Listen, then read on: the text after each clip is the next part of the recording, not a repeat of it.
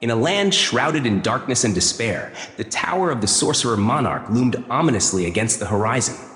Once a beacon of hope, it had become a prison for lost souls and a sanctuary for malevolent creatures. The sorcerer, a being of immense power, had long since abandoned his humanity, transforming into a grotesque amalgamation of flesh and metal, driven by an insatiable hunger for power. Whispers of his dark magic spread like wildfire, instilling fear in the hearts of those who dared to speak his name. Many had attempted to confront him, but none returned. Among those who dared to challenge the sorcerer was a desperate father, driven by the loss of his daughter to the sorcerer's cruel whims.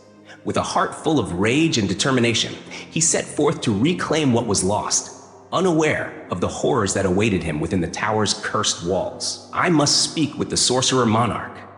I declared to the specter that stood sentinel at the entrance of the monarch's tower. The wraith scrutinized me, its form draped in tattered gray fabric that billowed as if submerged in an unseen current. Where the cloth parted, decayed flesh revealed itself, exposing bone beneath a visage that had long since succumbed to time. Its hollow gaze pierced through me, a chilling reminder of mortality.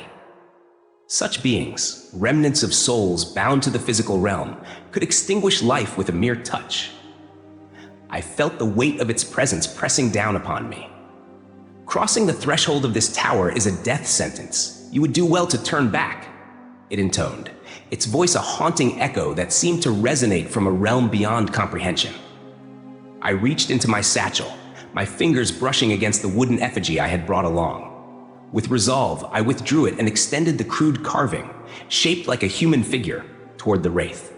I understand your warning, Spectre, but I am determined to reach the monarch's domain. I will not retreat, I asserted, my voice unwavering. The wraith regarded me for a moment, as if weighing the audacity of my spirit against the futility of my quest. Very well, it finally relented, extending a skeletal hand toward me. I took it, feeling the immediate sting of cold seeping into my flesh, a fiery pain igniting in my palm, a toll for entering the tower. The door creaked open behind the wraith, which stepped aside, allowing me passage. I glanced at my palm, where a smoldering mark glowed ominously. Time was slipping away, and I stepped into the abyss. The door slammed shut, sealing my fate. The stench of decay enveloped me, a familiar scent that mingled with the oppressive darkness. Another soul approaches, a voice hissed from the shadows. Another fool, another voice echoed, followed by sinister laughter. Come, sweet morsel, come and nourish us. I recognized the malevolence in their words, having encountered such creatures before. I fumbled at my belt, retrieving a wax-wrapped torch. With a swift motion, I ignited it, illuminating the chamber with a brilliant flame. Frostfire flares could burn for hours, and I had come prepared. 4 grotesque figures emerged from the shadows, each resembling a small adult, bipedal, with clawed feet. Their gray skin betrayed their aversion to sunlight. Their arms were proportionate, but their hands ended in razor-sharp talons, designed for tearing flesh. Their elongated heads housed mouths that seemed to exist solely for the purpose of consumption. They were yattering, abyssal predators, drawn to the scent of blood. These creatures could only manifest in our world through potent curse magic, each requiring the life of an innocent to be summoned from the abyss. The 4 before me represented 4 stolen lives, not to mention the remnants of the unfortunate souls that littered the floor, remnants of armored warriors reduced to mere scraps. The yattering hissed as the light illuminated the room. "It brings light," one creature whispered, its mouth remaining still. "Kill it," another growled, their thoughts invading my mind. I didn't wait for their confusion to settle. I unsheathed my battle axe and charged at them. The burning in my palm intensified, a reminder that my time was limited, and this was merely the first floor. Blood, entrails, shattered bones. Sending a yattering back to the abyss was no easy feat, and facing a pack of 4 was nearly impossible, as the remaining ones could reassemble their fallen kin. When the last creature fell, I stood amidst a gruesome tableau of carnage, panting heavily. The heads lay in one corner, the rest of the bodies scattered in the opposite direction, twitching but devoid of purpose. The first floor was cleared. I had 9 more to ascend. Gripping my burning torch, I began my ascent. The stairs were solid stone, as were the walls and ceiling. This tower was less a home and more a prison, each level designed to contain some magical horror, another guardian for the being at the summit. On the second floor, I vanquished a pair of succubi and incubi. On the third, I faced a pack of necrowolves, pausing to incinerate their remains to prevent them from rising again. Unlike the Yattering, they could regenerate without needing their pieces. On the fifth floor, I confronted a dozen cannibalistic forest dwellers, once elves, now driven mad by the corruption of ancient forest deities. I dispatched them all, but not before they severed my pinky and gnawed a chunk from my leather armor. They were not immortal, and their hunger made them reckless, but the toll on my conscience was heavy. Even in my hardened state, I could not ignore the fact that I was slaying children. On the sixth floor, I encountered an old man seated by a hearth, the only semblance of furniture I had seen thus far. He was wrapped in a tattered blanket. My marked hand was nearly useless, the burning spot having consumed much of my palm, leaving only charred remnants. "You've come far," he rasped, his voice dry and weary. "No mortal has reached my hearth before, but you have 4 more floors to conquer. Are you certain you wish to proceed? You could join me by the fire, and I would ease your pain, allowing you to leave this place." "I am passing through," I replied firmly, raising my axe. "You understand what that entails, don't you? To move past me, you must slay me. Are you so resolute that you would kill a man who has done you no harm?" He hunched forward, as if struggling to maintain his posture. "I would," I replied, "but we both know you are not harmless, nor are you truly a man, though you wear the guise of one." The old man tilted his head, curiosity flickering in his hollow eyes. "I'm not sure I grasp your meaning. If not a man, then what do you believe I am?" Memories of simpler times flooded my mind, my mother baking in the kitchen, my father weaving tales by the fire. I recalled one of those stories. Once, when my father was young, there were fairies who crept into children's homes at night. "I would," I replied. "But we both know you are not harmless, nor are you truly a man, though you wear the guise of one." The old man tilted his head, curiosity flickering in his hollow eyes. "I'm not sure I grasp your meaning. If not a man, then what do you believe I am?" Memories of simpler times flooded my mind, my mother baking in the kitchen, my father weaving tales by the fire. I recalled one of those stories. Once, when my father was young, there were fairies who crept into children's homes at night. They brought sweet dreams in exchange for lost teeth, leaving coins as tokens of their visit. They meant no harm, and their gifts were cherished. "Oh, I know that tale. Please continue," the old man urged. "When the forest gods succumbed to madness, their corruption tainted all fey creatures, including those kind-hearted fairies. What becomes of a tooth fairy driven mad by curse?" I asked, raising my axe to my shoulder. "What indeed?" he replied, tilting his head. "My father called them skull fairies, but they have many names: changelings, skin thieves, butcher fairies." I shrugged. "All the same monster, reveling in the slaughter of their prey, tearing away the outer layer to wear as a disguise." The old man rose, stretching impossibly tall, his head scraping against the ceiling as flesh tore away, revealing the true horror beneath.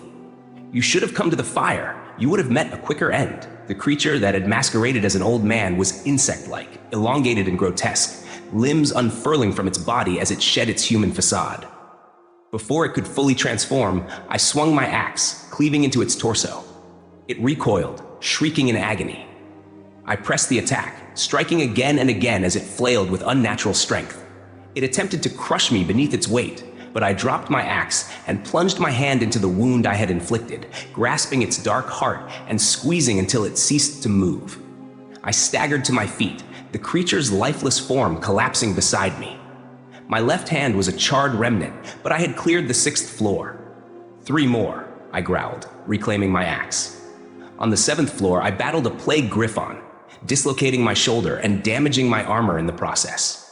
On the 8th, I faced a pair of undead knights, their cursed blades corroding my armor as I fought. When I finally severed the head of the last knight, I crushed it beneath my boot, the weight of my journey pressing down upon me. Finally, on the 9th floor, I confronted the final barrier. An ancient door loomed before me, intricately carved with scenes depicting the fall of the city of Eldoria to the legions of the Devouring Queen. Countless lives had perished, their essence fueling the dark magic of their malevolent matriarch. This door was unlike any I had encountered.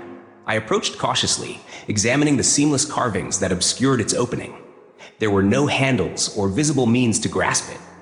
I hefted my axe and swung with all my might, but the blade struck as if against an anvil, the reverberation numbing my fingers. Raw force would not suffice. I dropped my axe and stepped closer, closing my eyes to attune myself to the air around the door, sensing the crackle of dark magic that permeated the space. I could smell the rancid corruption emanating from it.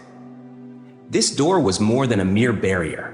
It was an artifact of Eldoria, imbued with the horrors of its final moments, ensnaring those foolish enough to touch it without understanding its nature. Most would be trapped in an illusion, doomed to relive the city's fall until they succumbed to despair or were claimed by the tower's denizens. I recognized the trap for what it was. My mind may have been ensnared, but my body knew the way to freedom.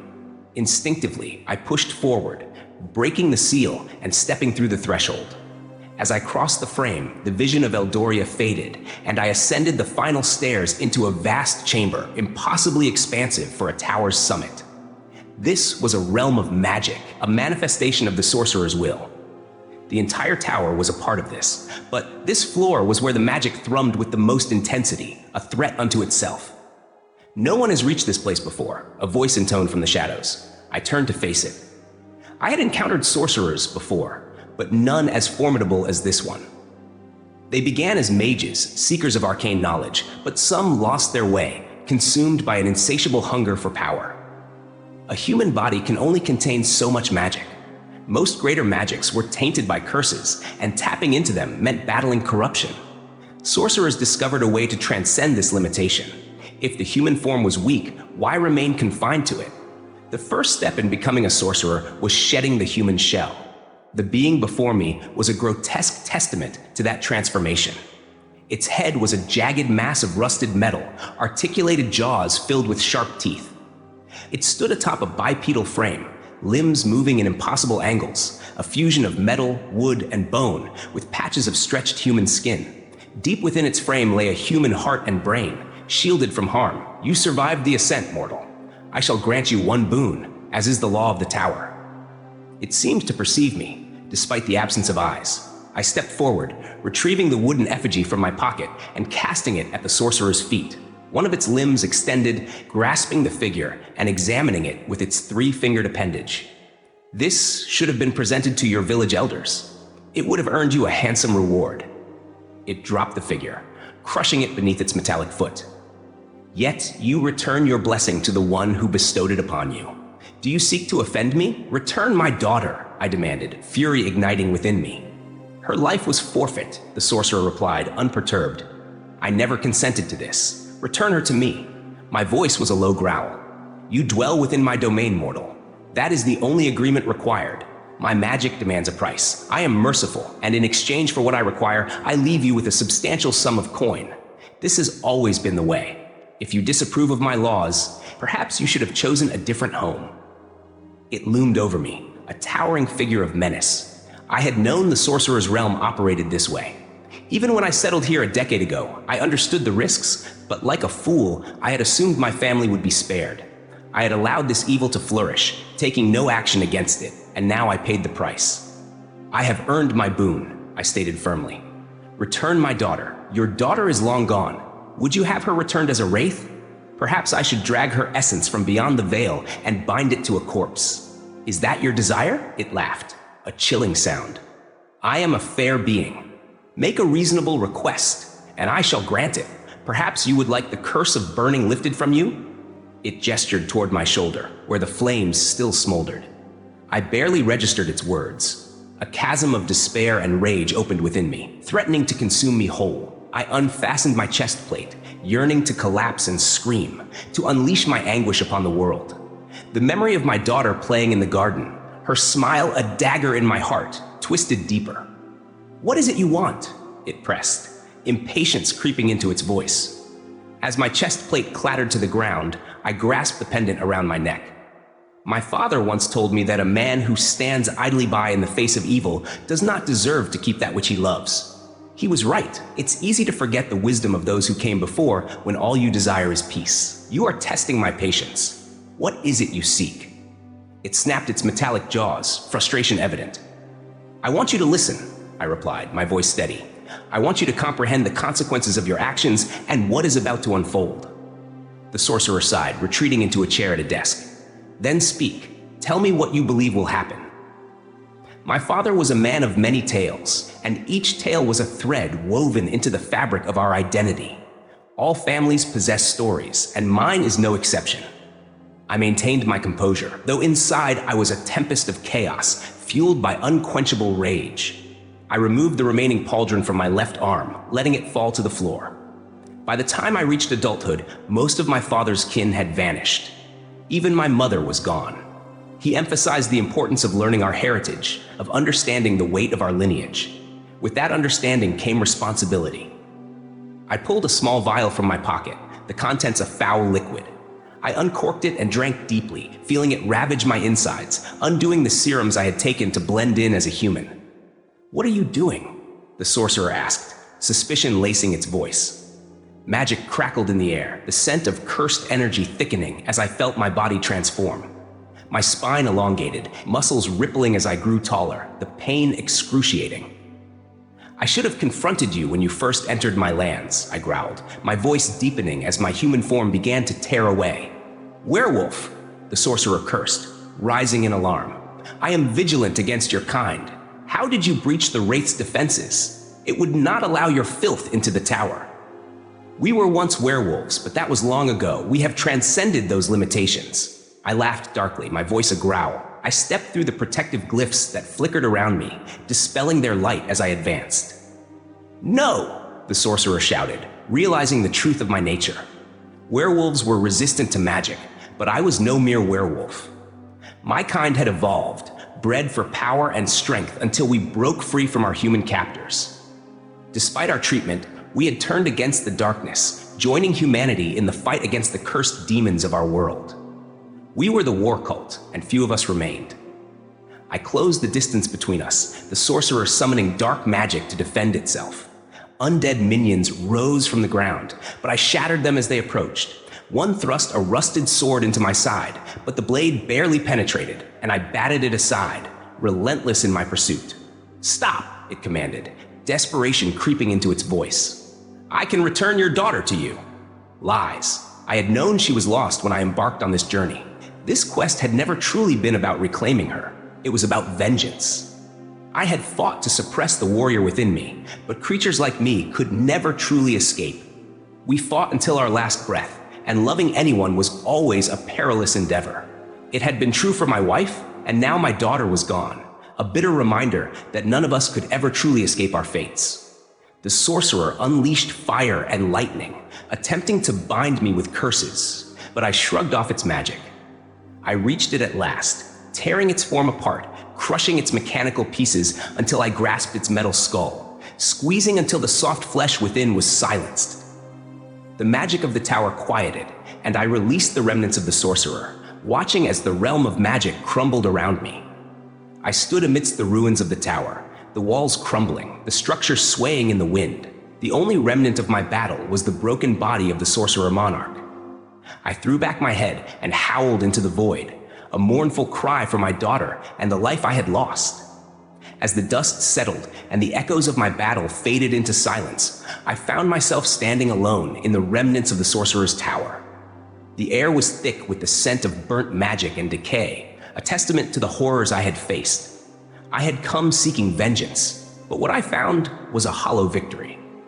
The weight of my actions pressed heavily upon me. I had fought through the darkness, but in doing so, I had lost a part of myself. The memories of my daughter haunted me, her laughter now a distant echo in my mind. I had avenged her, but at what cost? The world outside the tower remained unchanged, still plagued by the darkness that had claimed so many lives.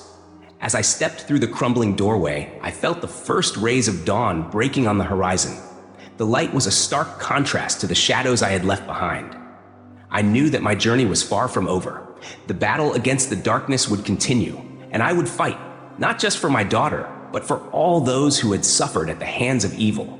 With a heavy heart and a renewed sense of purpose, I set forth into the world, ready to confront whatever horrors lay ahead. The sorcerer monarch was defeated, but the fight against the darkness was just beginning.